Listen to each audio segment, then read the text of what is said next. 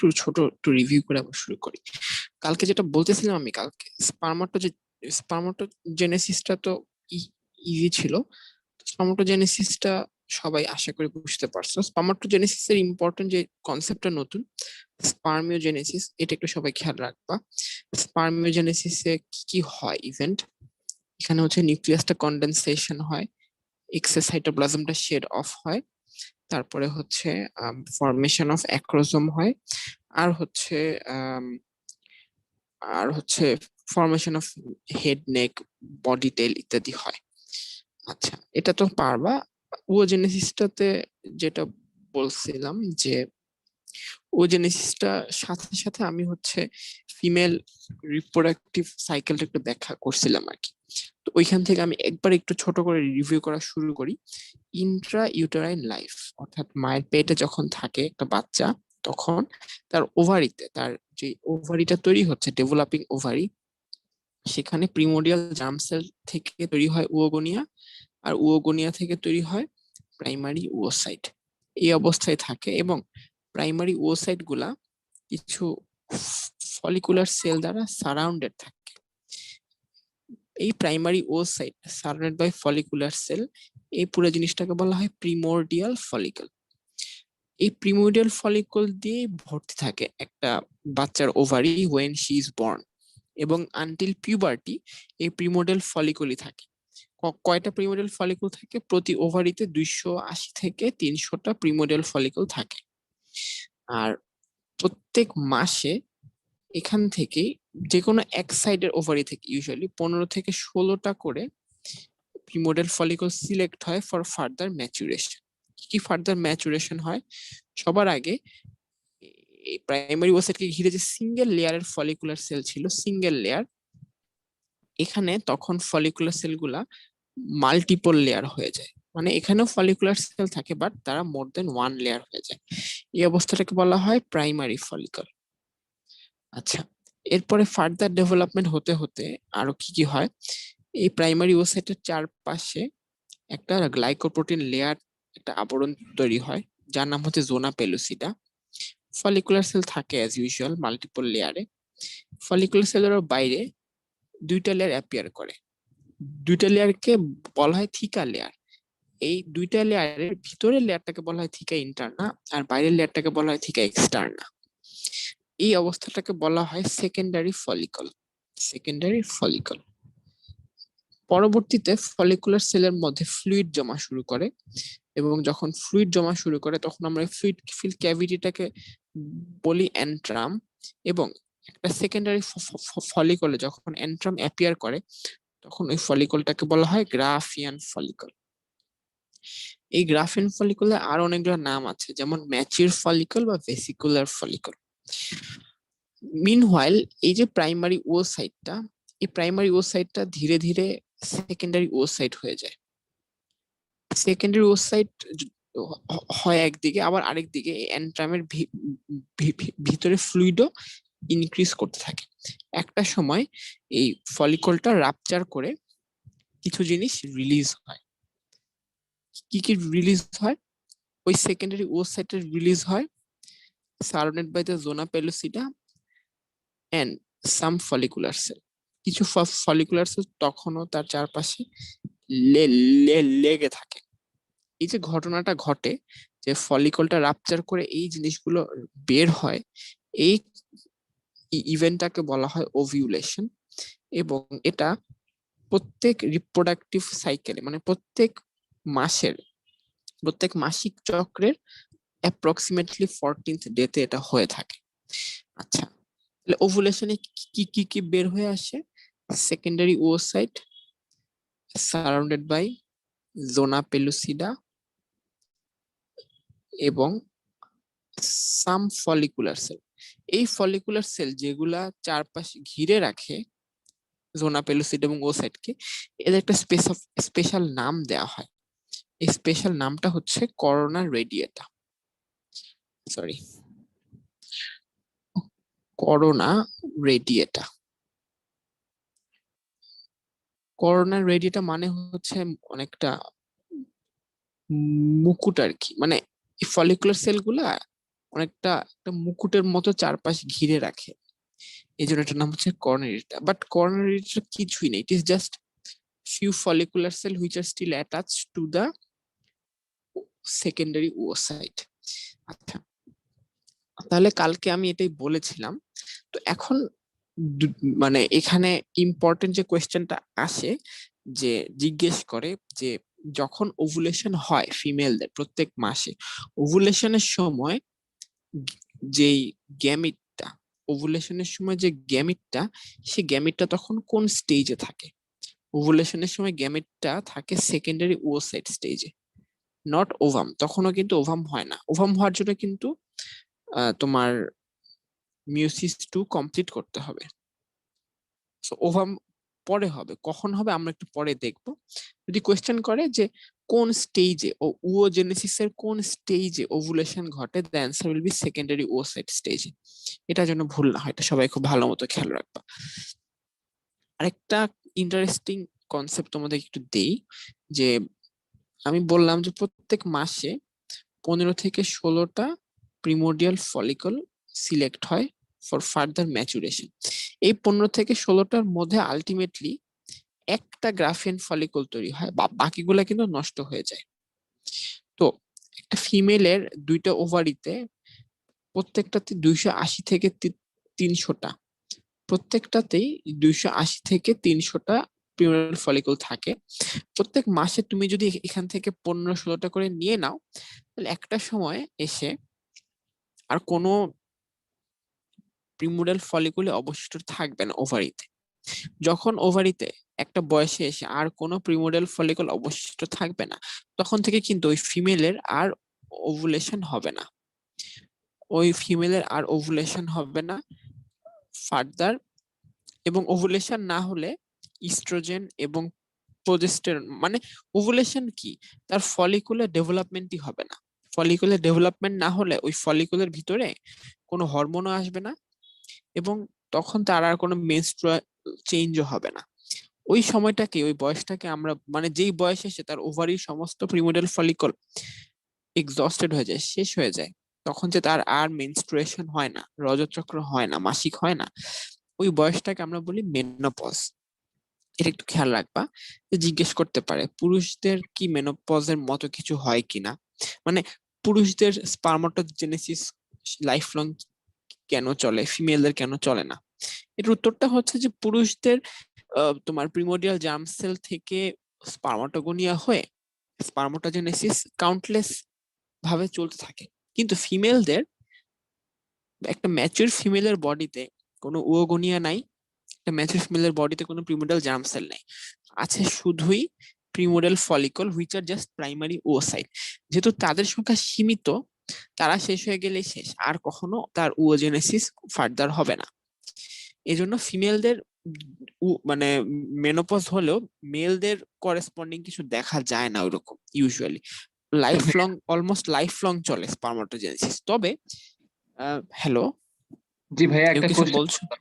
জি ভাইয়া। হ্যাঁ হ্যাঁ, ভাই বলো। এখানে যে 280 টু 300 বলা হয়েছে, এই 280 টু 300 তো এটা 15টা করে, যদি মানে যদি বলি যে প্রতি মাসে 15টা করে এখান থেকে বের হয়েছে, তাহলে তো মাত্র মানে 2 বছরই তো, এই 2 মাসই তো এটা শেষ হয়ে যাবে। 2 মাসে কেন শেষ হবে? 15টা করে মানে অ্যাপ্রক্সিমেট 15টা করে আসতেছে না, কিন্তু একটা মাত্র তো গ্রাফিয়ান ফলিকল হতে পারতেছে, বাকিগুলো কি হচ্ছে বাকিগুলা? মানে বাকিগুলা ইভেনচুয়ালি নষ্ট হয়ে যাচ্ছে, বুঝছো? জি ভাইয়া, দাঁড়াও, ওয়েট, তাহলে তো শেষ হয়ে আমি যাচ্ছে না আ- কথা। আমি একটু চেক করি সংখ্যাটা ঠিক আছে কিনা, চেক জি করে ভাইয়া। তোমাদেরকে জানাই, ঠিক আছে?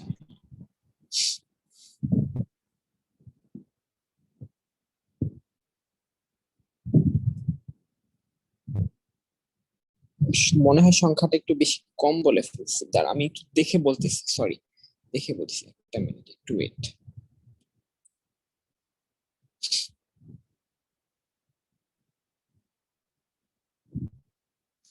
সরি, আসলে সংখ্যাটা ঠিক এরকম হবে, মানে আমি একটা করে শূন্য কম দিয়ে ফেলছি, বুঝছো? সংখ্যাটা হবে 2800 থেকে 3000, ঠিক আছে? 2800 থেকে 3000 সংখ্যাটা একটু এরকম হবে, ঠিক আছে? 28 মানে 2800 থেকে 3000, মানে বেসিক্যালি তার মানে তার বডিতে টোটাল 5.5 থেকে 6,000 প্রিমোডাল ফলিকল থাকবে, ঠিক আছে। তখন হচ্ছে সে মোটামুটি ধরো প্রায় কি বলবো প্রায় 30 বছরের মানে 30+ রিপ্রোডাক্টিভ লাইফ পায়। ধরে নিই যে 15 বছর থেকে 45 বছর আর কি, যদিও ফিমেলদের আর আগে শুরু হয়, আর একটু আগে শুরু হয় একটু পরে শেষ হয়, যাই হোক। তো সে 30+ রিপ্রোডাক্টিভ 30+ ইয়ার সে রিপ্রোডাক্টিভ লাইফ মানে অতিবাহিত করে। ওই প্রত্যেক মাসে তার 15 থেকে 16টা করে প্রিমিয়ার ফলে খরচ হয়ে যায়। সো টোটাল তার মোটামুটি 5.5 থেকে 6,000টা প্রিমিয়ার ফলিকল থাকে তার বডিতে মজুদ, এবং প্রত্যেক ওভারিতে 2,800 থেকে 3,000টা থাকে। এটা হচ্ছে হিসাবটা। সরি, আমি সম্ভবত কালকে থেকে এই সংখ্যাটা বলে আসতেছি, আমি ঠিক করে নাও তোমরা, ঠিক আছে? আচ্ছা ঠিক আছে, তাহলে যা কালকের ক্লাস থেকে এতটুকু তোমরা মানে আমি বলেছিলাম, তাহলে আমরা আজকে ফার্দার যাই, ঠিক আছে? আচ্ছা, যারা একদম ফার্স্ট ইয়ার আছো, আমরা কি পড়ছি? আমরা হচ্ছে একটা বাবার স্পার্ম এবং মায়ের ওভাম এর সংমিশ্রণ হয়ে কিভাবে একটা বাচ্চা তৈরি হয়, আমরা সেটাই কিন্তু পড়ছি। মানে তোমাদের কাছে হয়তো জিনিসগুলো নতুন লাগতে পারে, বাট টার্গেটটা খেয়াল রাখো যে আমরা অ্যাকচুয়ালি কি অ্যাচিভ করতে চাচ্ছি, ঠিক আছে? যাই হোক, আমরা জানলাম যে স্পার্ম তৈরি হলো, স্পার্মটা জেনেসিসের ফলে, আবার আরেকদিকে ওভুলেশনও হলো। ওভুলেশনের ফলে বের হয়ে আসলো secondary oocyte surrounded by zona pellucida এবং করোনা রেডিয়েটা। করোনা রেডিয়েটা কি? It is nothing but follicular cell, ঠিক আছে? যাই হোক, এখন আমরা যে টপিকটা শুরু করব সে টপিকটার নাম হচ্ছে ফার্টিলাইজেশন, ঠিক আছে? তো ফার্টিলাইজেশনটা কি? বেসিক্যালি এই যে স্পার্ম এবং সেকেন্ডারি oocyte, সেকেন্ডারি oocyte না ঠিক, মানে স্পার্ম যখন আসে তখন সেকেন্ডারি oocyteটা by that time meiosis to complete করে ওভাম হয়ে যায়। এই স্পার্ম এবং ওভামের মিলন হয়ে স্পার্ম প্লাস ওভাম মিলন হয়ে যে জাইগোট তৈরি করে, এই জিনিসটাকে বেসিক্যালি ফার্টিলাইজেশন বলা হয়, ঠিক আছে? তো ফার্টিলাইজেশন এমনি এমনি হয়ে যায় না। স্পার্ম থাকে কোন জায়গায়? স্পার্ম থাকে হচ্ছে টেস্টিসে, ঠিক আছে? তাও মেলের টেস্টিসে। আর এই সেকেন্ডারি oocyteটা ইনিশিয়ালি থাকে কোথায়? ওভারির গায়ে লেগে থাকে। ধরো এই হচ্ছে ওভারিটা, ওভারির গায়ে হচ্ছে একটা ফলিকল মানে মানে বড় হতে থাকে। আমাদের অনেকের মুখে একনি হয়, তাই না? একনি যখন অনেক বড় হয়ে যায়, একটা পর্যায়ে কিন্তু একনি রাপচার করে পুঁজ বের হয়ে আসে, তাই না? তো ওভুলেশন জিনিসটা একটা ওরকম। ওভারির সারফেসে একটা একনির মতো অনেকটা বড় হতে থাকে ফলিকলটা, হতে হতে একসময় রাপচার করে পুঁজ বের হওয়ার মতো করে এই জিনিসগুলা বের হয়ে আসে। যাই হোক, এটা খুবই একটা উইয়ার্ড একটা অ্যানালজি, সমস্যা নেই, আশা করি তোমরা বুঝতে পারছো জিনিসটা কিভাবে হয়। যাক, আমি যেটা বলতেছি যে স্পার্ম থাকে টেস্টিসে, মেল টেস্টিসে, আর oocyte থাকে হচ্ছে ফিমেল ওভারিতে। আবার আমি ওভুলেশনের সংজ্ঞা বললাম যে স্পার্ম এবং ওভাম মিলিত হতে হবে, তাহলে এই দুইটা নিশ্চয়ই একটা সিঙ্গেল জায়গায় যাইতে হবে। তো আমাদের এই জন্য ফার্টিলাইজেশনের অনেকগুলো স্টেপ আছে। ফার্স্ট স্টেপ হচ্ছে oocyte ট্রান্সপোর্ট। আচ্ছা দাঁড়াও একটু, আমি একটু ব্যাকট্র্যাক করি, একটু একটু পরে বলতেছি জিনিসটা। আমি স্টেপস বলার আগে সাইটটা একটু বলে নিই। What is the site of fertilization? Site of fertilization, তার আগে ফিমেল রিপ্রোডাক্টিভ ট্র্যাক নিয়ে তোমাদের একটু আইডিয়া দেই।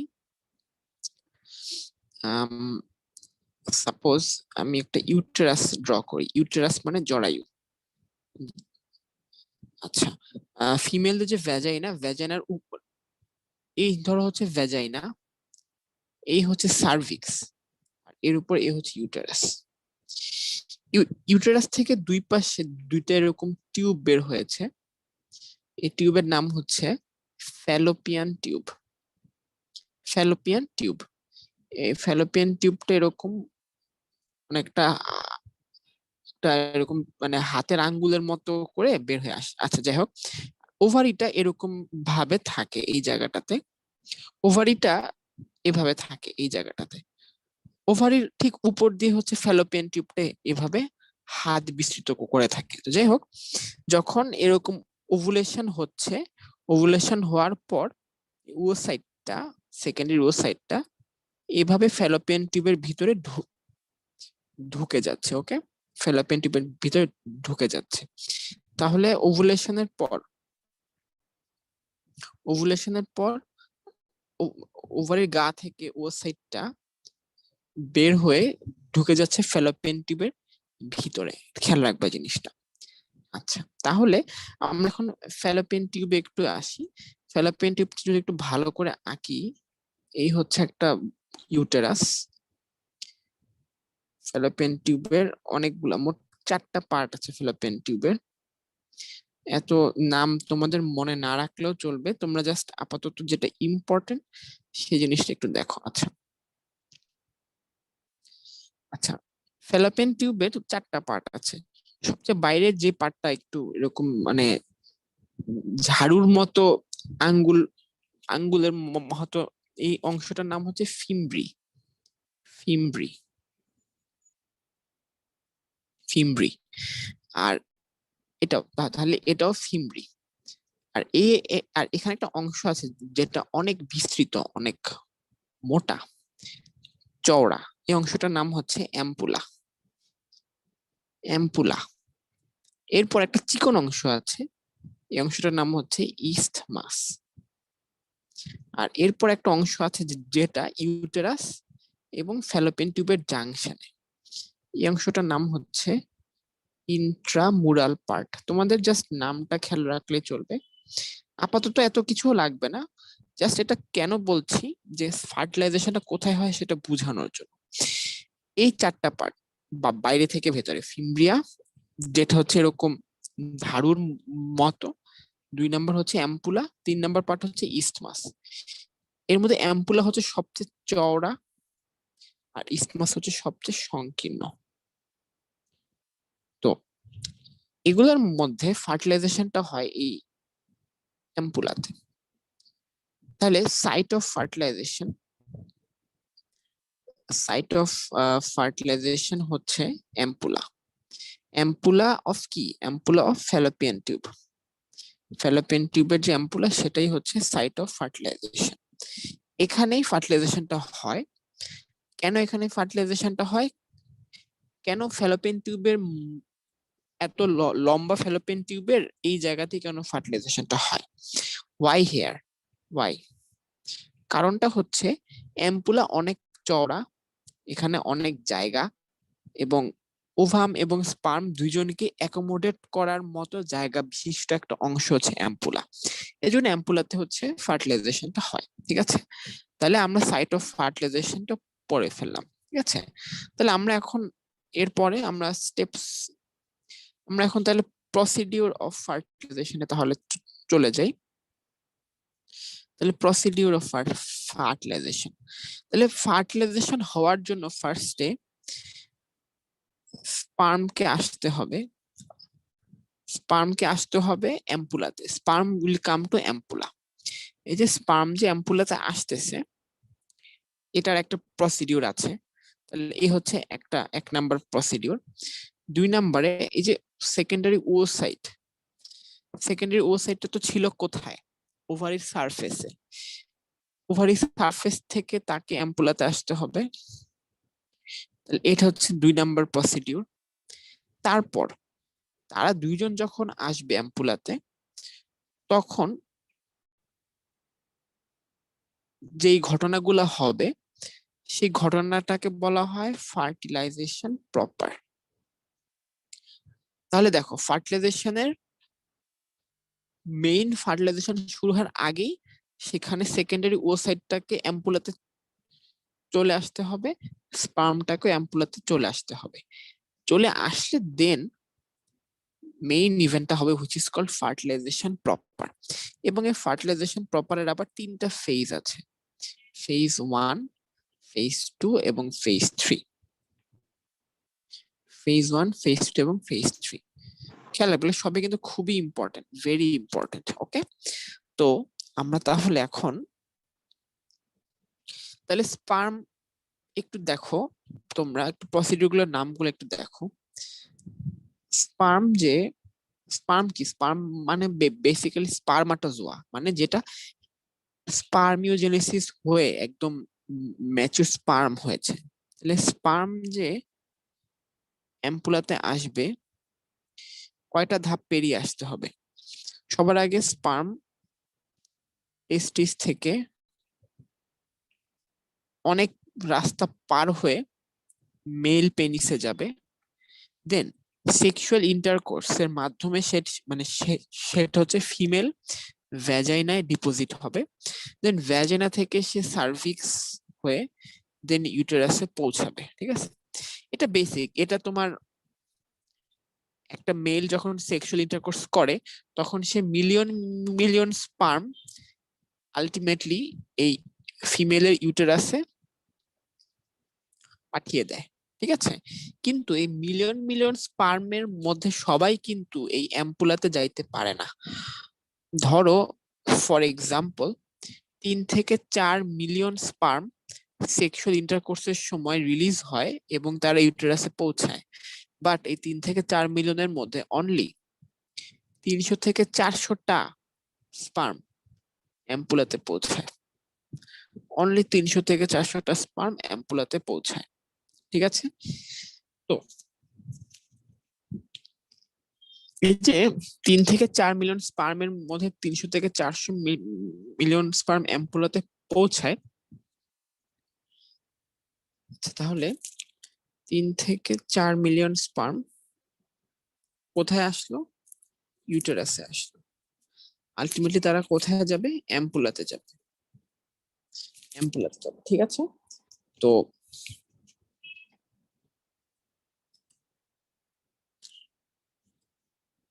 এই স্পার্ম গুলা যখন ইউটেরাসে ঢুকলো সেখান থেকে অ্যাম্পুলাতে যেতে যেতে এই স্পার্ম গুলার মধ্যে একটা স্পেসিফিক চেঞ্জ হয়, একটা স্পেসিফিক চেঞ্জ হয়। স্পেসিফিক চেঞ্জটা কি? আমরা যদি একটা স্পার্ম জাস্ট রাফলি ড্র করি, এখানে একটা নিউক্লিয়াস ছিল আর এখানে একটা অ্যাক্রোজোম ছিল, তোমাদের হয়তো মনে আছে। এই যে অ্যাক্রোজোমটা তোমরা যদি খেয়াল করো একটু, এই হচ্ছে অ্যাক্রোজোম। এই অ্যাক্রোজোমের উপরে কিন্তু একটা অল্প কাভারিং আছে সাইটোপ্লাজমের। এই কাভারিংটা থাকার কারণে অ্যাক্রোজোমটা কিন্তু এক্সটার্নাল এনভায়রনমেন্টে উন্মুক্ত থাকে না। অ্যাক্রোজোমটা এর উপরে একটা অল্প অংশ, এই অংশটা দ্বারা ঢাকা থাকে। ঠিক আছে, তো স্পার্ম যখন ইউটেরাসে পৌঁছায় তখন the acrosome is covered, but sperm যখন আলটিমেটলি অ্যাম্পুলাতে যে পৌঁছায় তখন স্পার্মের কি অবস্থা দাঁড়ায় একটু দেখো। স্পার্মের তখন এই অ্যাক্রোজোমটা একদম উন্মুক্ত হয়ে পড়ে, স্পার্মের অ্যাক্রোজোমটা একদম উন্মুক্ত হয়ে পড়ে। ঠিক আছে, তাহলে এখানে যে অ্যাক্রোজোমটা, এখানে the acrosome is uncovered, acrosome is uncovered. ঠিক আছে, তাহলে ইউটেরাসে থাকা স্পার্ম এবং দেখো, তাহলে এই হচ্ছে ধরো সার্ভিক্স, ইউটেরাস, ধরো এই হচ্ছে ফ্যালোপিয়ান টিউবের অ্যাম্পুলা সাপোজ। এখানে যে স্পার্মটা আছে সে স্পার্মটা কিন্তু এখান থেকে ফার্স্টে এই জায়গায় যাবে, তারপর দুই দুই দুই পাশে ফ্যালোপিয়ান টিউবে তারা যাবে। আলটিমেটলি তারা যখন অ্যাম্পুলাতে এসে পৌঁছাবে তখন তাদের অ্যাক্রোজোমের মাথার উপর কোনো কাভারিং থাকবে না। এটা কি কাভারিং? এটা এক প্রকার গ্লাইকোপ্রোটিন কাভারিং। ঠিক আছে, তাহলে স্পার্মের কি চেঞ্জ হয় বিফোর ফার্টিলাইজেশন? স্পার্ম ইউটেরাসে এসে পৌঁছায় 3 থেকে 4 মিলিয়ন স্পার্ম, এর মধ্যে মাত্র 300 থেকে 400 মিলিয়ন স্পার্মই অ্যাম্পুলাতে যে পৌঁছায়, বা বাকিরা এখানেই নাই হয়ে মানে এখানেই নষ্ট হয়ে যায় বা এখানে থেমে যায়, মাঝপথে থেমে যায়। এবং যেগুলা এসে পৌঁছায় আলটিমেটলি অ্যাম্পুলাতে, তাদের মধ্যে কি চেঞ্জটা হয়, তাদের অ্যাক্রোজোমটা তখন উন্মুক্ত হয়ে যায়। এই যে ছোট যে এই চেঞ্জটা হলো, loss of glycoprotein covering over the acrosome, loss of glycoprotein covering over the acrosome during travel from uterus to ampulla. This change is called capacitation. Capacitation. তাহলে ফার্টিলাইজেশনের সময় স্পার্ম যে ট্রান্সপোর্ট হচ্ছে অ্যাম্পুলা পর্যন্ত, ট্রান্সপোর্ট হবার পথে স্পার্মের যে ছোট্ট চেঞ্জটা হচ্ছে, সেই চেঞ্জটার নাম দেওয়া হচ্ছে ক্যাপাসিটেশন। এবং এটা কি, এখানে জাস্ট অ্যাক্রোজোমের উপর একটা গ্লাইকোপ্রোটিন কাভারিং থাকে, দিস কাভারিং ইজ লস্ট। ঠিক আছে, এটা হচ্ছে ক্যাপাসিটেশন। তাহলে আমরা এখানে দাঁড়াও, তাহলে আমরা এখানে যে একটা স্টেপ পড়েছিলাম যে স্পার্ম যে অ্যাম্পুলাতে আসবে, এই অ্যাম্পুলায় আসার পথে যে প্রসিডিউরটা ঘটে, that is called capacitation. Capacitation, okay, ঠিক আছে। ক্যাপাসিটেশনের উদ্দেশ্য কি? What is the purpose of capacitation? আমরা যখন খাতায় লিখতে যাই, আমরা কি কলমের ক্যাপ না খুলে লিখি? কলমের ক্যাপ না খুলে লিখলে তো কালিটা কাগজে লাগবে না, তাই না? ঠিক একইভাবে স্পার্ম যে ফার্টিলাইজেশন করবে, এর পেছনে অ্যাক্রোজোম এর অনেক রোল আছে, অনেক অবদান আছে। অ্যাক্রোজোম যদি তার কাজটা করতে চায় ঠিক মতো, তখন তার উপরে গ্লাইকোপ্রোটিন কাভারিংটা থাকা যাবে না, ইট শুড বি লস্ট। এটা অনেকটা ওভাবে চিন্তা করো যে it exposes the acrosome to the external environment. It exposes acrosome to the external environment. ঠিক আছে, এখন অ্যাক্রোজোম কি কাজ করে, যে কেন একে এক্সপোজ হইতে হয়, এটা আমরা আরো পরে পড়বো। বাট আপাতত তোমরা সবাই আশা করি ক্যাপাসিটেশন জিনিসটা বুঝতে পেরেছো। না বুঝতে পারলে আমাকে অবশ্যই তোমরা মাঝে থামিয়ে ইন্টারাপ্ট করতে পারো, কোনো সমস্যা নাই। যাক, আমরা তাহলে স্পার্মের কি ব্যাপারটা হয়, স্পার্ম কি ফেস করে ফার্টিলাইজেশনের আগে আগে সেটা জেনে ফেললাম। Now let's talk about oocyte। ঠিক আছে, লেটস টক অ্যাবাউট oocyte।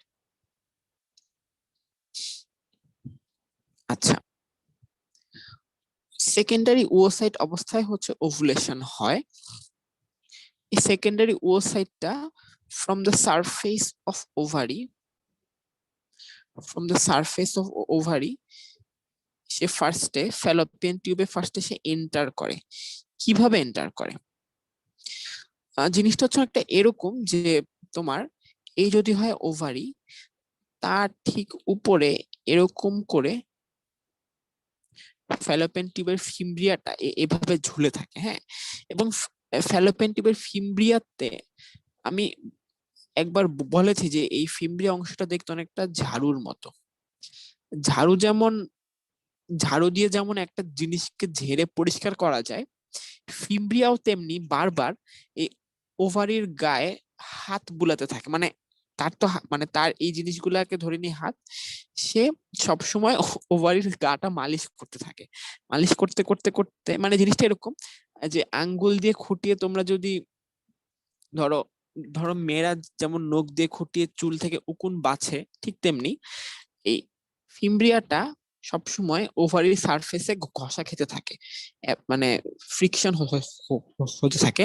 যখন ওভুলেশন হয়, ফ্রিকশনের ফলে ওই ওই সেকেন্ডারি oocyteটা তখন ঢুকে পড়ে, এর মধ্যে ঢুকে যায়।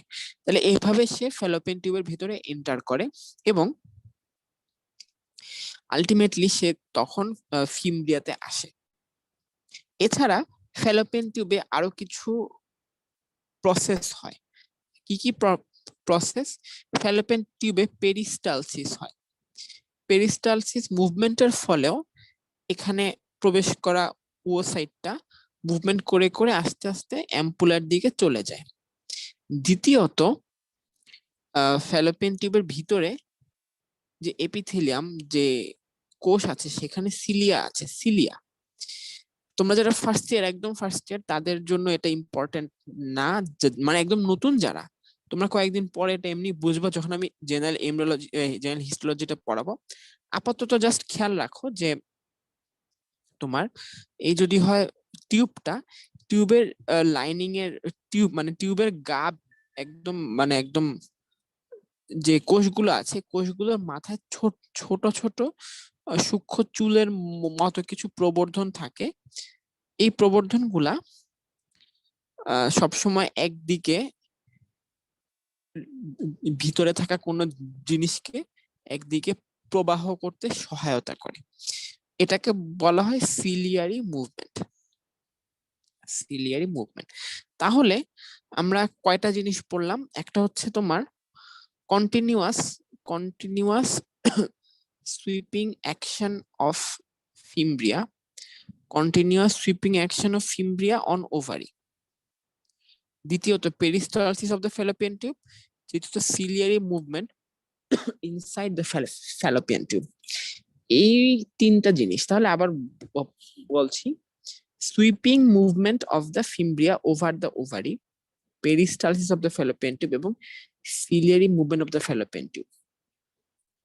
এক নাম্বারটার জন্য ওসাইটটা ফ্যালোপিয়ান টিউবে ঢুকে এবং 2 আর 3 জন্য সে ফিমব্রিয়া থেকে একটা সময় অ্যাম্পুলাতে চলে আসে। এই তিনটা কাজ একসাথে, এদেরকে বলা হয় ওসাইট ট্রান্সপোর্ট। তাহলে শেষ। তাহলে আমরা স্পার্মের ক্ষেত্রে পড়লাম ক্যাপাসিটেশন, এবং আমরা ওসাইট বা ওসাইটের ক্ষেত্রে আমরা পড়লাম ওসাইট ট্রান্সপোর্ট। ঠিক আছে, আমরা স্পার্মকেও নিয়ে আসলাম অ্যাম্পুলাতে। ওসাইট, সেকেন্ডারি ওসাইটকে আমরা নিয়ে আসলাম অ্যাম্পুলাতে। এখন আমাদের কি হবে? এখন আমাদের যে ঘটনাটা হবে, this is called fertilization proper. মানে একদম মেইন ফার্টিলাইজেশনটা এখন হবে। মানে মানে তোমার কর্তাও আছে কর্ত্রীও আছে, এখন শুধু কর্মসাধন হবে। স্পার্মও প্রেজেন্ট, ওসাইটও প্রেজেন্ট। এই ফার্টিলাইজেশন প্রপারের 3টা ফেজ আছে, ফেজ 1, ফেজ 2 এবং ফেজ 3। এখানে তোমাদেরকে আরেকবার স্মরণ করে দিতে চাই যে যখন ওভুলেশন হয় তখন কি কি বের হয়ে আসে, ওভারি থেকে কি কি বের হয়ে আসে। যখন ওভুলেশন হয় তখন ওভারি থেকে 3টা জিনিস বের হয়ে আসে। দেখো, 1 নম্বরে সেকেন্ডারি ওসাইটটা বের হয়ে আসে, which is surrounded by the zona pellucida, এবং ওইটাও সারাউন্ডেড বাই করোনা রেডিয়েটা। আমি আরো সুন্দর করে বড় করে একে দেখাচ্ছি তোমাদেরকে। This is the secondary, suppose this is the secondary oocyte. এখানে ধরো নিউক্লিয়াস আঁকলাম, তার বাইরের লাল জিনিসটা হচ্ছে জোনা পেলুসিডা। তার বাইরে কিছু হ্যাপহ্যাজার্ড ভাবে কিছু সেল এভাবে এদিক সেদিক ছড়িয়ে থাকে, কিছু ফলিকুলার সেল, এদেরকে বলা হয় করোনা রেডিয়েটা। ওকে, তাহলে কি কি জিনিস ওভুলেশনের সময় বের হয়ে আসে এবং আলটিমেটলি এন্টার করে ফ্যালোপিয়ান টিউবে? তুমি যদি সবচেয়ে বাইরে থেকে দেখো, করোনা রেডিয়েটা, তার ভিতরে জোনা পেলুসিডা, এবং তারও ভিতরে এইটা হচ্ছে তোমার oocyte, secondary oocyte. Secondary oocyte একটা সেল, এবং এই সেলের একটা মেমব্রেন আছে। এটা খেয়াল রাখো। এখন আমরা তাহলে দেখি যে ফার্টিলাইজেশন প্রপারের ফেজ কি কি। Phase 1, phase 2, phase 3। Phase 1, phase 2, phase 3 হচ্ছে, আচ্ছা যাই হোক, তাহলে ওভুলেশনের পর সেকেন্ডারি ওসাইটটা সাপোজ এখন অ্যাম্পুলাতে আছে, আবার এখানে ক্যাপাসিটেশন হওয়া 300 থেকে 400টা স্পার্মও আছে। ধরো তারা চারপাশে এরকম আছে আর কি। চারপাশে এরকম আছে। তো তারা এখন আস্তে আস্তে এখানে কাছে আসা শুরু করবে।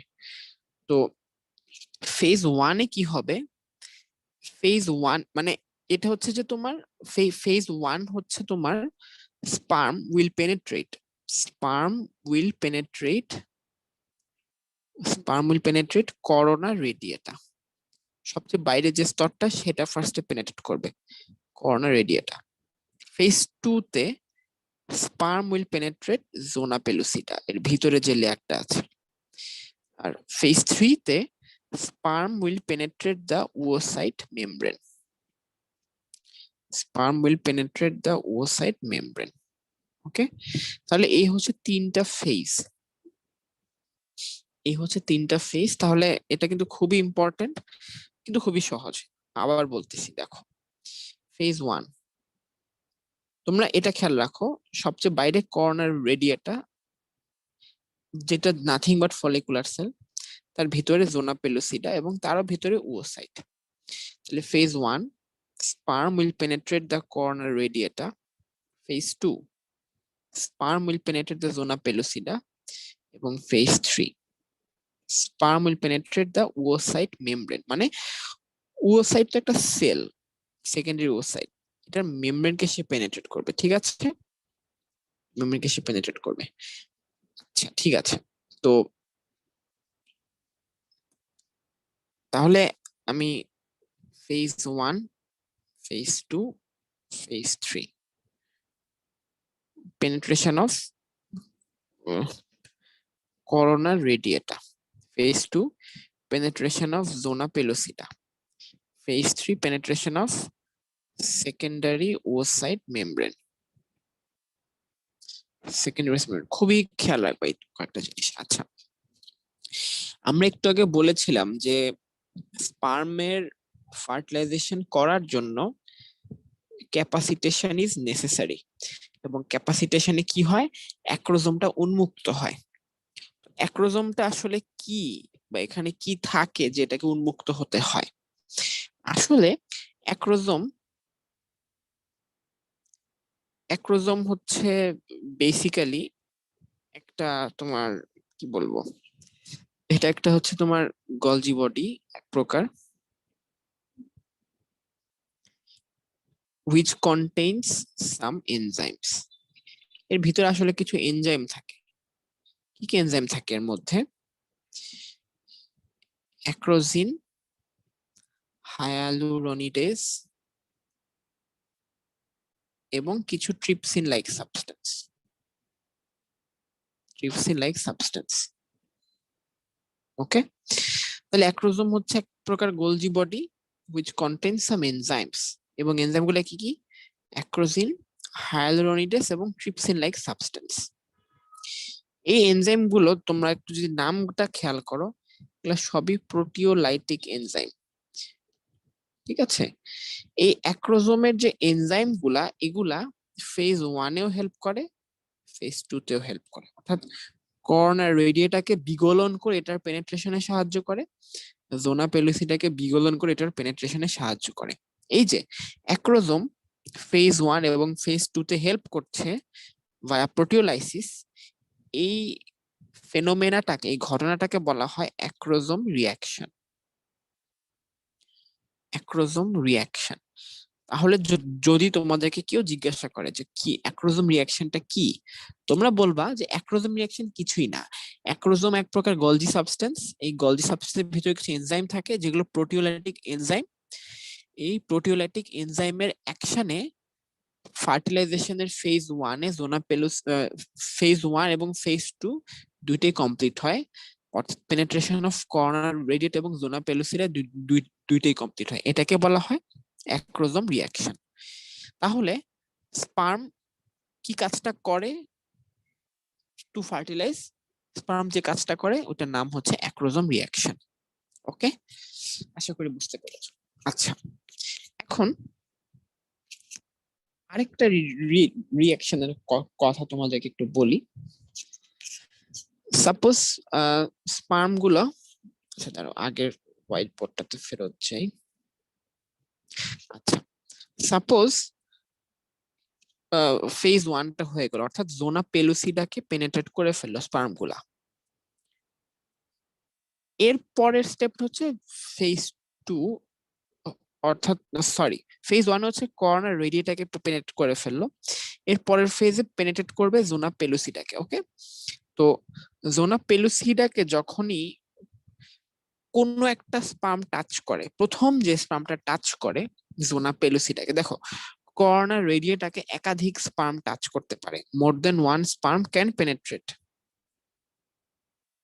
বাট জোনা পেলুসিডাকে যখন একটা স্পার্মই টাচ করে ফেলে, তখন জোনা পেলুসিডা নিজের চরিত্র চেঞ্জ করে ফেলে। এতক্ষণ সে বলতেছিল যে আসো আসো আমার কাছে স্পার্ম আসো, বাট একটা স্পার্ম যখন তার সাথে লেগে যায়, তখন জোনা পেলুসিডা তার নিজের চরিত্র এমন ভাবে চেঞ্জ করে ফেলে, তার পেনেট্রেবিলিটি এমন ভাবে চেঞ্জ করে ফেলে যে একটা টাচ করার পর আর কোনো স্পার্ম তাকে টাচ করতে পারে না। ঠিক আছে, আর কোনো টাচ করতে পারে না।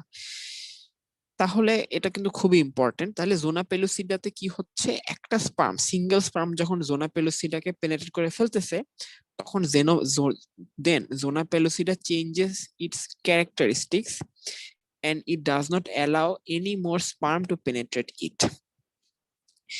এই জিনিসটাকে বলা হয়, জোনা রিয়াকশন। এটার উদ্দেশ্যটা কি, একটা সেকেন্ডারি ওসাইট যেন একাধিক স্পার্ম দিয়ে ফার্টিলাইজ না হয়, সেটা এনশিওর করাই হচ্ছে জোনা রিয়াকশনের কাজ। ওকে, আশা করি বুঝতে পারছো। তাহলে ফার্টিলাইজেশনের ফেজ 1 এবং ফেজ 2 হয়ে গেল। ফেজ 1 ফেজ 2 দুইটাতেই স্পার্মের দিক থেকে যে রিয়াকশনটা হয় সেটার নাম হচ্ছে অ্যাক্রোজোম রিয়াকশন। আর স্পেসিফিক্যালি শুধুমাত্র ফেজ 2 তে একটা রিয়াকশন হয় ওসাইটের দিক দিয়ে, সেটা হচ্ছে জোনা রিয়াকশন। আচ্ছা, ঠিক আছে, আমরা ফেজ 1 এবং ফেজ 2 পার করে ফেললাম ফার্টিলাইজেশন। এখন আসবো ফেজ 3 তে। ঠিক আছে, তো ফেজ 3 তে যাওয়ার আগে আমি একটু তোমাদের রেস্ট দিতে চাই 1-2 মিনিটের। আর তোমাদের যদি কারো কোনো কোয়েশ্চেন থাকে এর মধ্যে আমাকে করতে পারো। রেস্ট নাও তোমরা 2 মিনিট, অনেকক্ষণ একটানা কথা বললাম। রিভিউ করো আর কি কি কি দেখ কি কি পড়লা, আর কোয়েরি থাকলে আমাকে কোয়েশ্চেন করতে পারো। 2 মিনিট পরে আবার শুরু করছি আমি।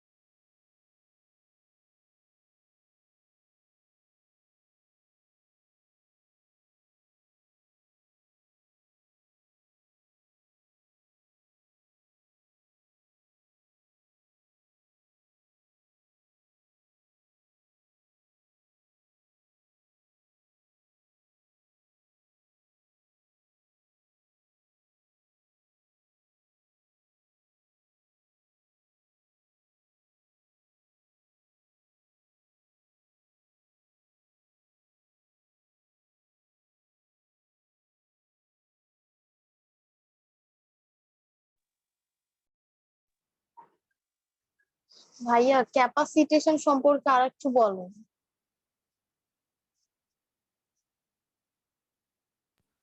হ্যালো, হ্যাঁ আবার বলো, কি বললা? ভাইয়া ক্যাপাসিটেশন সম্পর্কে আরেকটু যদি বলতেন। আচ্ছা আচ্ছা, ক্যাপাসিটেশন হচ্ছে কি যে আমরা যখন স্পারমাটোজেনেসিস পড়েছি, সেখানে আমরা লাস্ট ফাইনাল যে দশাটা পড়েছিলাম স্পার্মের। আচ্ছা দাঁড়া, আমি তোমাকে ছবিটাতে একবার নিয়ে যাচ্ছি। একটা মিনিট।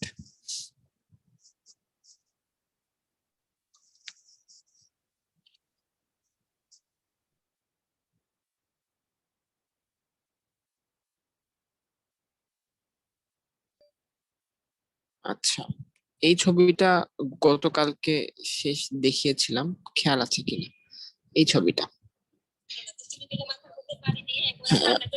হ্যালো, শুনতে পাচ্ছ? হ্যাঁ, এই ছবিটা কি দেখতে পাচ্ছ?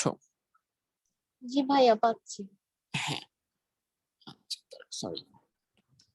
আচ্ছা, আহ, হ্যাঁ, আচ্ছা, এখানে তুমি একটু খেয়াল করো যে এখানে আম, এই জায়গাতে এটা হচ্ছে অ্যাক্রোজোমটা, অ্যাক্রোজোমের উপরে এই অংশটুকু, এই অংশটুকু, এই অংশটুকু কিন্তু জাস্ট ফাঁকা, জাস্ট মানে একটা কাভারিং। হ্যাঁ, অ্যাক্রোজোমটা কিন্তু এখানে আছে, বাট অ্যাক্রোজোমটা কিন্তু পরিবেশে মানে এক্সটার্নাল এনভায়রনমেন্টে উন্মুক্ত না, তাকে ঢেকে রাখা হয়েছে, তাই না? জি তো ক্যাপাসিটেশনে কি হয়? ক্যাপাসিটেশনে জাস্ট এই অংশটুকু, this part is lost. Okay, তখন অ্যাক্রোজোমটা একদম উন্মুক্ত হয়ে যায়। Nothing is then covering the acrosome anymore. Okay, অ্যাক্রোজোমটা তখন একদম সবার সামনে থাকে, একদম এট দ্য ফ্রন্ট থাকে। ওকে, তো এই যে অ্যাক্রোজোমের কাভারিং যে অংশটুকু, যে যে তোমার cytoplasm, the cytoplasm covering the acrosome, বা এখানে হচ্ছে আসলে the the part of the spermatozoa that covers the acrosome is shed off so that the acrosome is completely exposed to the external environment. এই অংশটুকুই হচ্ছে ক্যাপাসিটেশন, ঠিক আছে? এই চেঞ্জটা কখন হয়? আহ, মানে মানে ফিমেলের যে ভ্যাজাইনা, দেন সার্ভিক্স, সার্ভিক্সের পর ইউটেরাসের একদম এন্ট্রেন্স, এখানে এসে যখন স্পার্ম পৌঁছায় তখন থেকে ক্যাপাসিটেশন এর প্রসেস শুরু হয়, এবং আলটিমেটলি তারা যখন অ্যাম্পুলাতে যে পৌঁছায় স্পার্মটা, তখন তখন ক্যাপাসিটেশন একদম কমপ্লিট হয়ে যায়। ওকে, আর ক্যাপাসিটেশন হয়ে সব স্পার্ম কিন্তু ক্যাপাসিটেশন এর মধ্যে যেতে পারে না, অনেক স্পার্ম এর আগেই আটকা পড়ে যায়, বাদ পড়ে যায়। 300 থেকে 400 মিলিয়ন স্পার্ম হচ্ছে ফিমেলের ইউটেরাস এন্টার করে, বাট অনলি 300 থেকে 400টা ক্যাপাসিটেটেড হয়ে অ্যাম্পুলাতে আসতে পারে। ঠিক আছে, বুঝতে পেরেছো? জি ভাইয়া প্লিজ, থ্যাংক ইউ। ঠিক আছে, হ্যাঁ। একদম নতুন তো তোমাদের জন্য একটু কঠিন লাগবে, বারবার যদি পড়ো বা সামনে তো আমি আরো বলবো, ইনশাল্লাহ ইজি হয়ে যাবে, টেনশন করো না। আর কারো কোনো কোয়েশ্চেন আছে এই পর্যন্ত?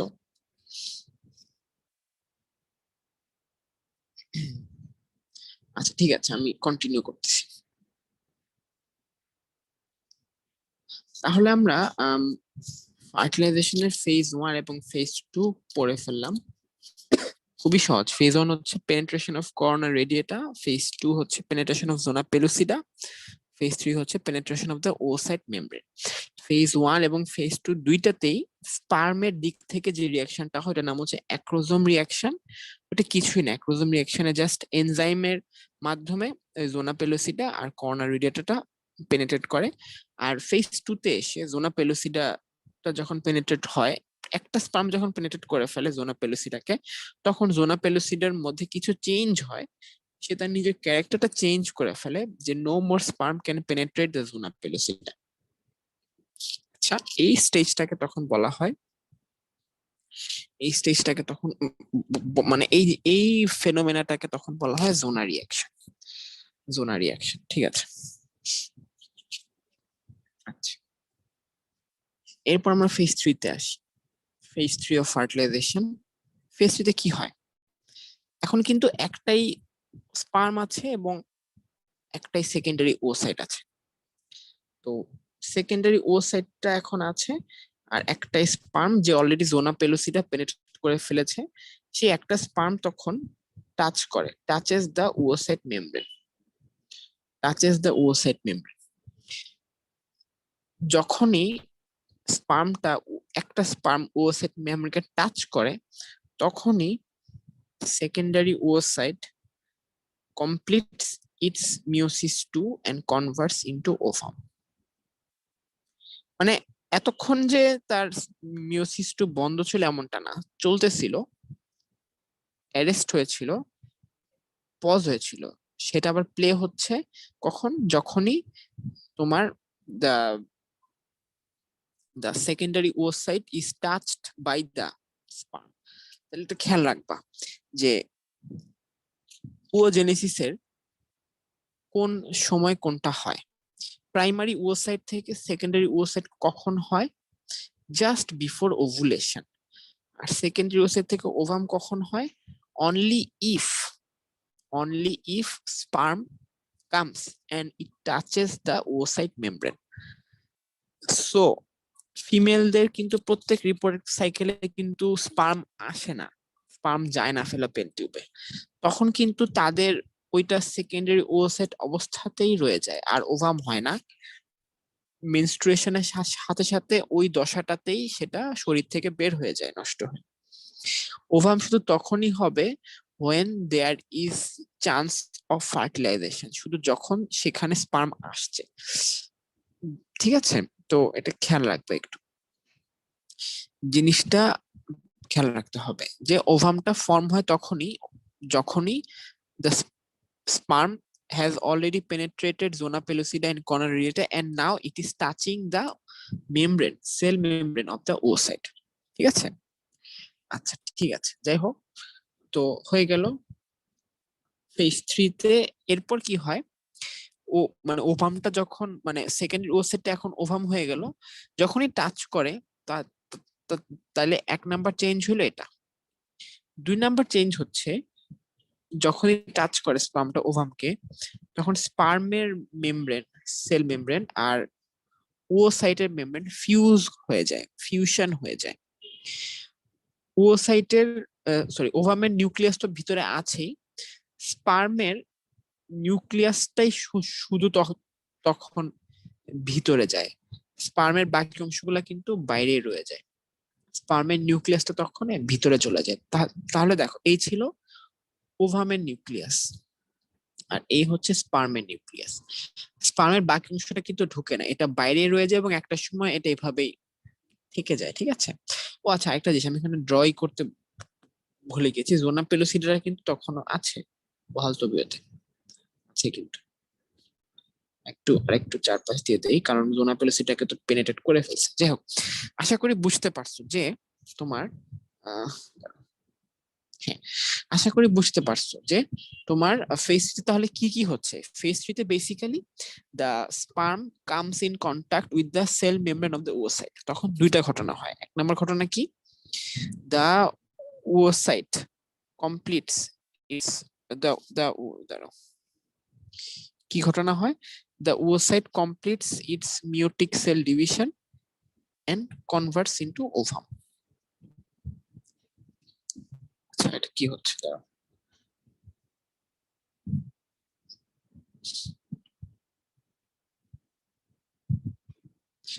দাঁড়াও একটা মিনিট। আচ্ছা ঠিক আছে, তাহলে ফার্স্ট যে ঘটনাটা হচ্ছে যে তোমার it completes its second meiotic division and converts into ovum। আর সেকেন্ড যে ঘটনাটা হচ্ছে মানে ঘটনাটা হচ্ছে তোমার এই জায়গাটাতে খেয়াল করো যে স্পার্মের যে সেল মেমব্রেন, সরি ওভাম, মানে ওভামের সেল মেমব্রেন এবং স্পার্মের সেল মেমব্রেন তারা ফিউশন হয়ে গিয়েছে এই জায়গাটাতে শুধু, এবং এই জায়গাটাতে যে নিউক্লিয়াসটা ছিল সে এখন এখানে চলে এসেছে।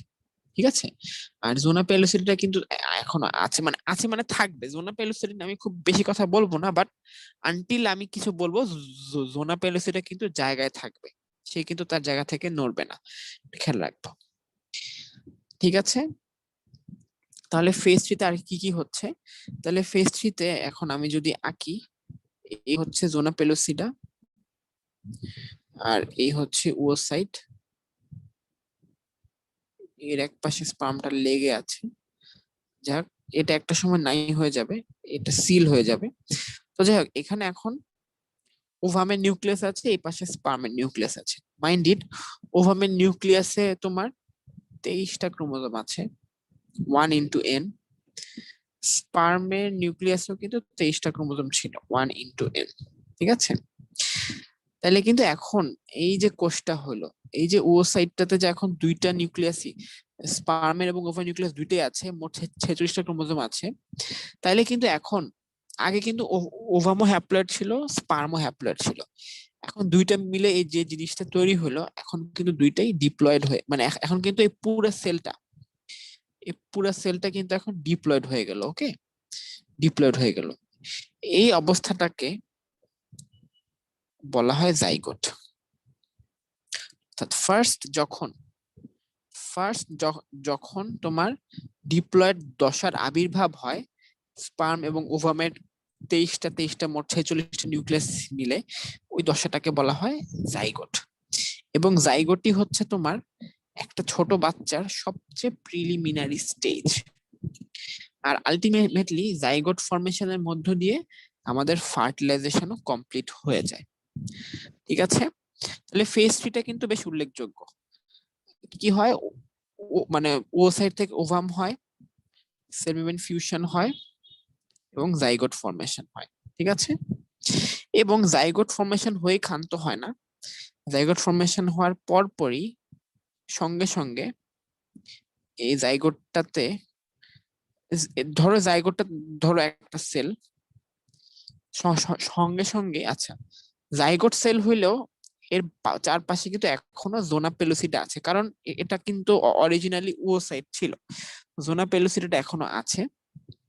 ওই অবস্থাতেই ডিভিশন হওয়া শুরু করে, একটা থেকে দুইটা, দুইটা থেকে চারটা, এভাবে ভাগ হওয়া শুরু করে।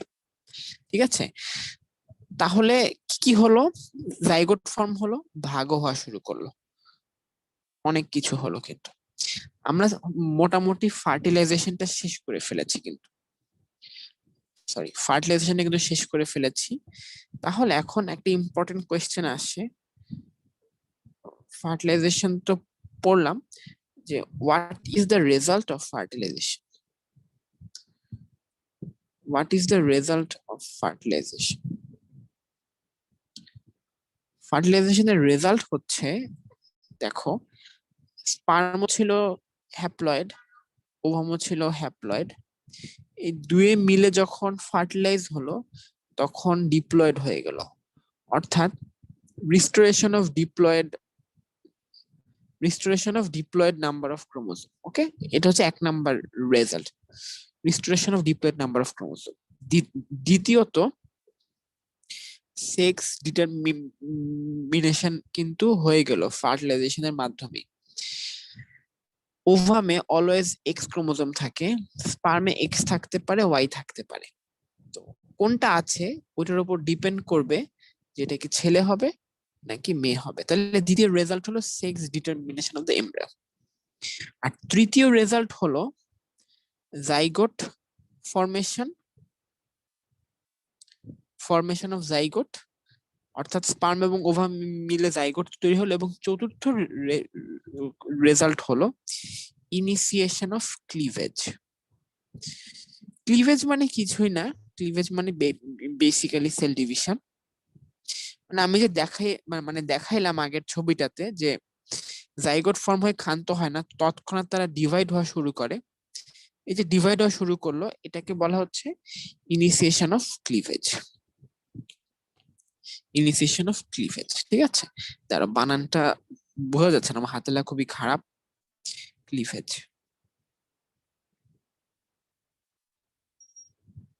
Initiation of cleavage.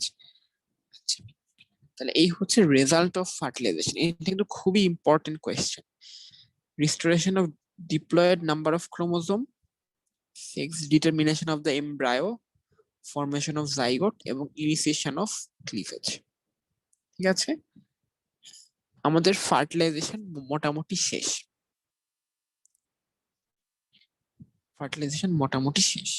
আচ্ছা, এখন এই ফার্টিলাইজেশনের মধ্য দিয়েই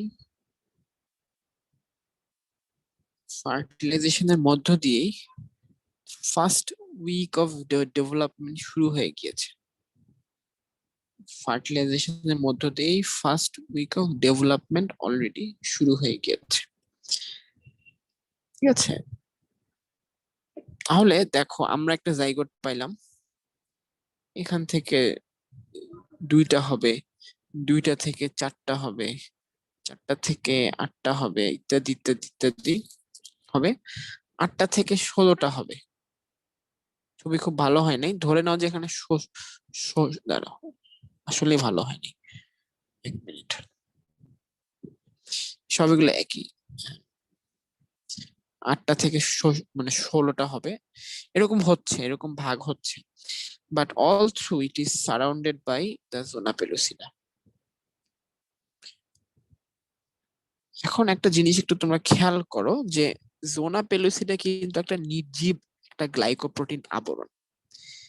তার কিন্তু সাইজ ছোট বড় হয় না, তার সাইজটা কিন্তু ফিক্সড। তো তার সাইজ ফিক্সড হওয়াতে ভিতরে জাইগোটটাও কিন্তু টোটালি সাইজে বড় হইতে পারতেছে না। একটা সেলের টোটাল সাইজ যা ছিল, দুইটা মিলায় সাইজ তত, 4টা মিলায় সাইজ তত, 8টা মিলায় সাইজ তত, 16টা মিলায় সাইজ তত। তাহলে একটু খেয়াল করো যে তোমার এখানে যদিও নাম্বার বৃদ্ধি পাচ্ছে, টোটাল ভলিউম কিন্তু বৃদ্ধি পাচ্ছে না, টোটাল ভলিউমটা লিমিটেড থাকতেছে, সীমাবদ্ধ থাকতেছে, due to the presence of zona pellucida. এটাই হচ্ছে পার্থক্য সেল ডিভিশন এবং ক্লিভেজের মধ্যে। আমরা কেন এটাকে ক্লিভেজ বলছি, কেন সেল ডিভিশন বলছি না? ইউজুয়ালি সেল ডিভিশন যখন আমরা বলি, একটা সেল ডিভাইড হয়ে 2টা সেল হয়ে যায়, যারা আলটিমেটলি মাতৃ সেলের সাইজে পৌঁছাবে। কিন্তু ক্লিভেজ এটাকে কেন বলছি, একটা লিমিটেড জায়গার মধ্যে যেহেতু সেল ডিভাইড হচ্ছে, এই একটা সেল ডিভাইড হয়ে যে 2টা সেল তৈরি হচ্ছে, এদের সাইজ ছোট হয়ে যাচ্ছে, যেন টোটাল সাইজটা এটার সমান থাকে। এরা আবার ভাগ হয়ে এমন ভাবে হচ্ছে যেন টোটাল সাইজটা সেম থাকে। তো এই জন্য আমরা এই জাইগোটের এই ডিভিশনটাকে সেল ডিভিশন না বলে ক্লিভেজ বলি। এটা খেয়াল রাখবা। কেন ক্লিভেজ হচ্ছে এখানে, কেন সাইজে বাড়তে পারছে না? কারণ এখানে একটা নির্জীব একটা আবরণ অর্থাৎ জোনা পেলুসিডা প্রেজেন্ট আছে। যাই হোক, তোমার এই হচ্ছে জোনা পেলুসিডা, আর এই হচ্ছে তোমার এর ভিতরে জাইগোট। ফার্স্টে একটা ছিল, 2টা সেল, 4টা সেল, 8টা সেল।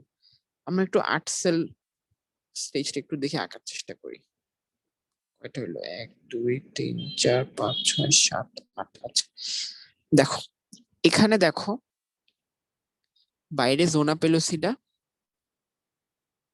আর ভিতরে 8টা সেল আছে খুবই ঘন সন্নিবিষ্ট অবস্থায়। 8 সেল ইনসাইড দ্য জোনা পেলুসিডা, ঠিক আছে? এই স্টেজটাকে একটা স্পেশাল নাম দেয় বিজ্ঞানীরা, এটার নাম হচ্ছে মরুলা। মরুলা ওয়ার্ডটা আসছে মালবেরি ওয়ার্ড থেকে, মালবেরি, যেটাকে বাংলায় বলা হয় আতা। আতা ফল যারা দেখছো তারা বুঝতে পারবে, এখানে যেমন অনেকগুলো ছোট ছোট কোষ থাকে, অংশ থাকে। এই 8 সেল স্টেজ থেকেই জাইগোটটাকে দেখতে অনেকটা এরকম আতা ফলের মতো লাগে। এজন্য 8 সেল স্টেজে যে zygote at the 8 cell stage it is called morula, ঠিক আছে? তাহলে zygote at 8 cell stage surrounded by zona pellucida is called morula. Okay, যখন তোমার আচ্ছা দাঁড়াও, সরি আমি কি ভুল বললাম, এটা 8 সেল স্টেজ না, ঠিক এটা 16 সেল স্টেজ। ভিতরে এখানে 16টা সেল হবে, বুঝছো? আমি তাহলে একে দেখাইতে পারিনি। এখানে হচ্ছে ধরো, এখানে ধরে নাও যে 16টা সেল আছে। তো একটা থেকে তো জাইগোটে তো শুরুতে একটা সেল থাকে, একটা সেলই থাকে, 1 2 3 সরি 1 2 4 8 16 থাকে। এভাবে আরো বাড়ে, 16 থেকে হয় তোমার ধরো 32 ইত্যাদি ইত্যাদি।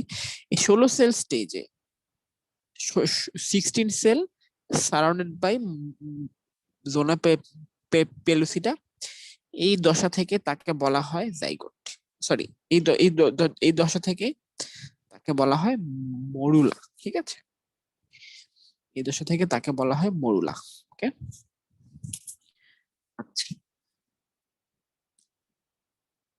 এখন তোমাদের জন্য কি একটু বেশি ওভারলোড হয়ে যাচ্ছে কিনা আমি জানি না। বেশি কষ্ট হলে বইলো, সমস্যা নাই, বাট আমি তোমার থেকে এখন একটা নতুন জিনিস একটু বলি। আমি একটু ইউটেরাসের ছবি আঁকি। ইউটেরাসের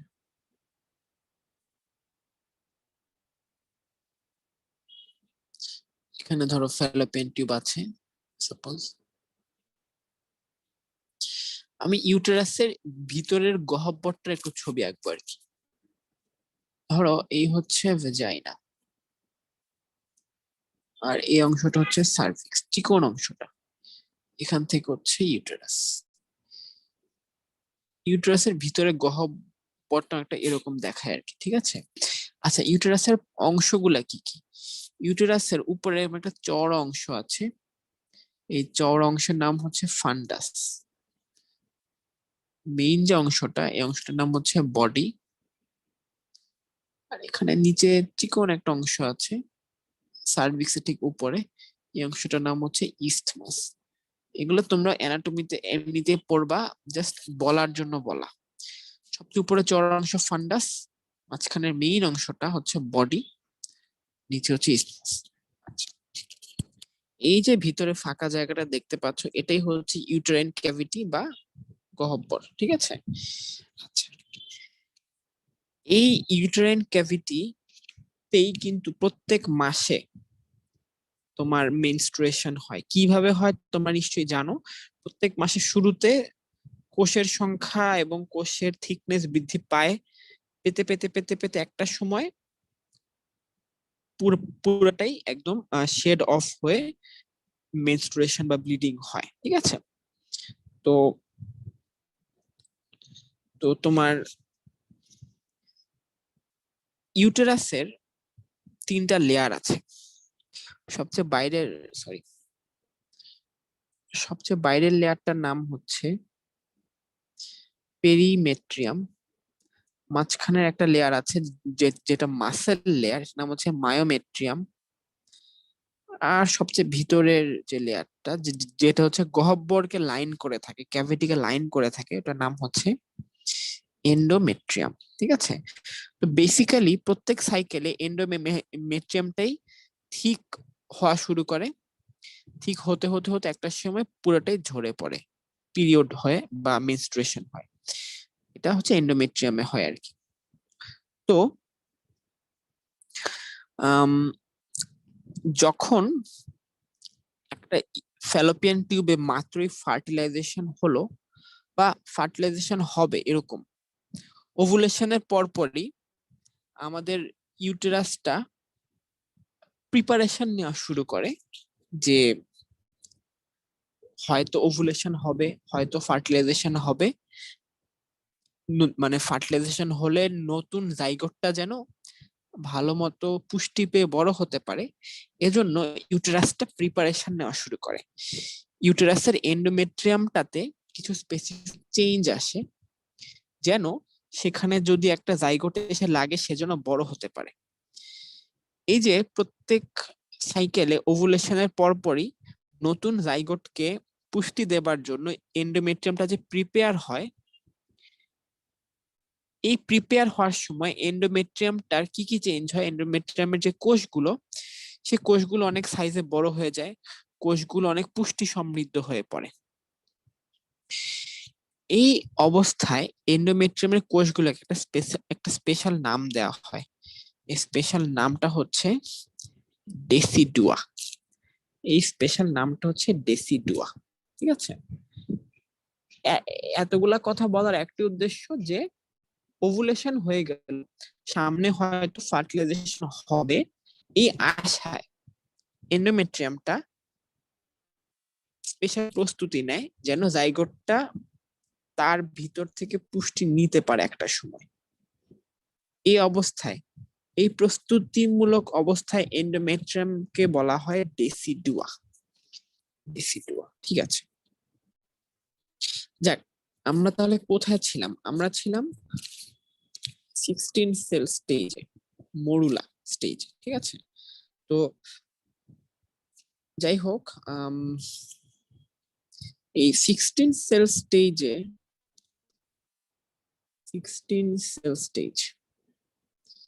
16 সেল স্টেজে যখন জাইগোটটা এসে পৌঁছায়, তখন এর ভিতরে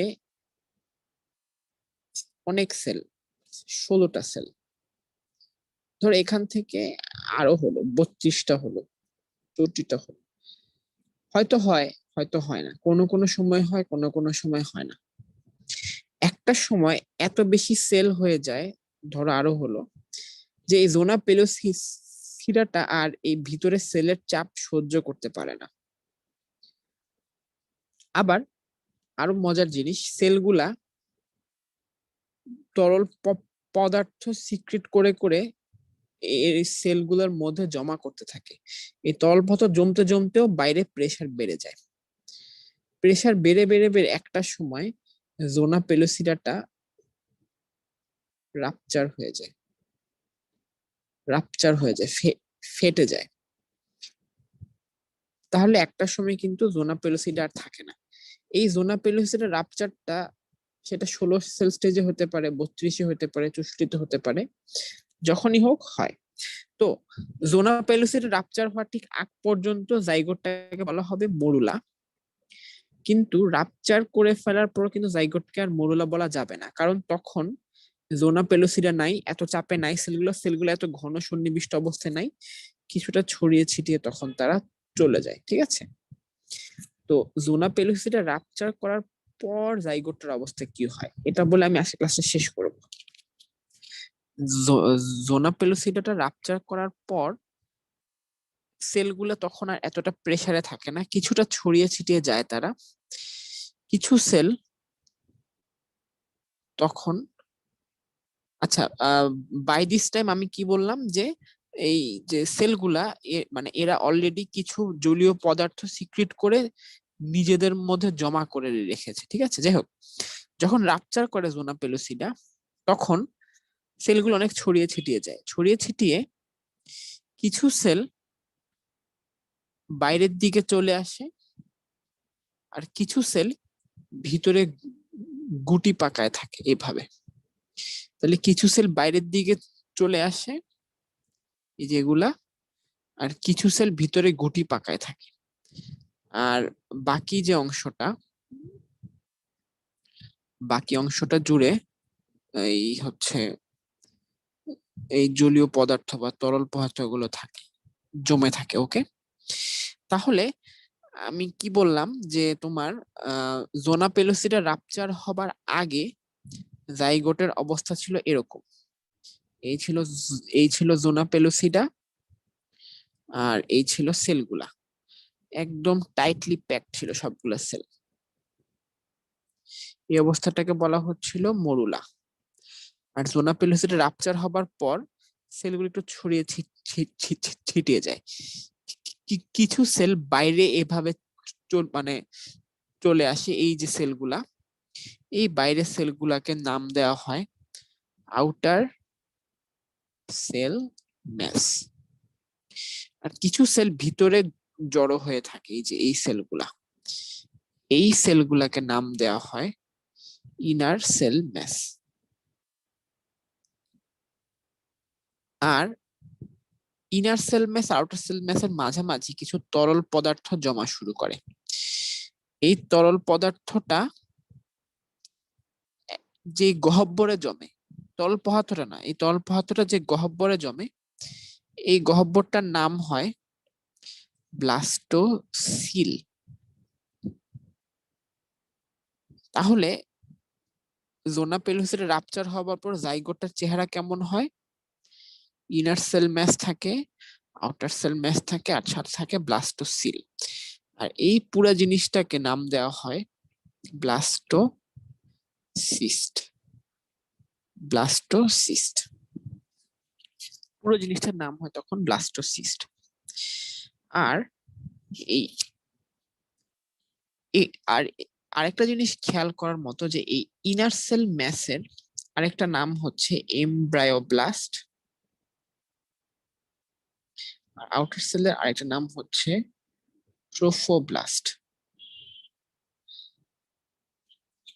এর মাঝে ক্যাভিটি থাকে, নাম হচ্ছে ব্লাস্টোসিল ক্যাভিটি বা গহ্বর, এর মধ্যে পানি থাকে, ফ্লুইড থাকে। এই পুরো জিনিসটা এই অবস্থায় জোনা পেলোসিডা রাপচার করার পর এই অবস্থা জাইগোটার নাম হয় ব্লাস্টোসিস্ট। ঠিক আছে, ব্লাস্টোসিস্ট।